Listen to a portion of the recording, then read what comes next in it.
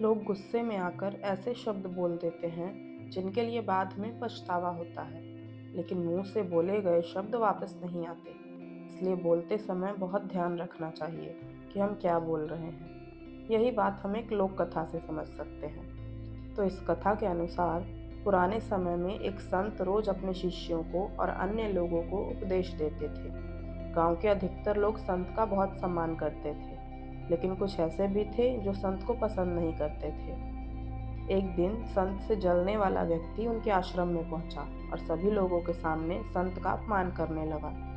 लेकिन संत ने उसे पलटकर कुछ भी नहीं कहा, वह शांत रहे। जब वह व्यक्ति बोलते बोलते थक गया तो चला गया। गांव के लोग ये देखकर बहुत दुखी थे। संत ने अपना प्रवचन फिर से शुरू कर दिया। जब वह व्यक्ति अपने घर पर पहुंचा तो उसे अपनी गलती का एहसास हुआ। वह अगले दिन संत के आश्रम पहुंचा और उनसे माफ़ी मांगने लगा कि कृपया करके आप मुझे माफ़ कर दें, मुझसे बहुत बड़ी गलती हो गई।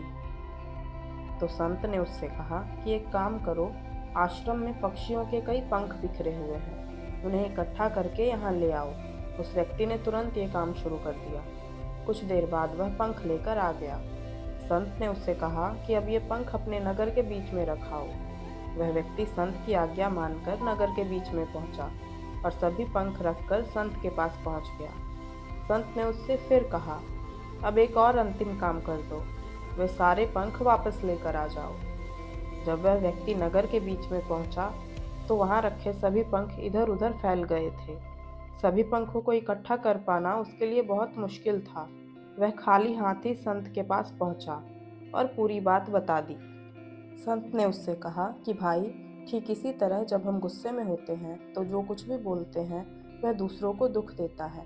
जब हमारा मन शांत होता है तब हमें अपनी गलती का एहसास होता है, लेकिन तब तक बहुत देर हो चुकी होती है। हम उस समय कुछ भी नहीं कर सकते। जिस तरह सभी पंखों को इकट्ठा कर पाना संभव नहीं था, मुंह से निकले शब्द भी उसी तरह वापस नहीं लिए जा सकते। इसलिए हमें गुस्से से बचना चाहिए और कुछ भी बोलते समय ध्यान रखना चाहिए। हमें सोच समझकर कुछ भी बोलना चाहिए। तो कैसी लगी आपको ये कहानी? अगर अच्छी लगी तो लाइक करिए, शेयर करिए और ऐसी ही और कहानियों के लिए हमारे चैनल को सब्सक्राइब कीजिए।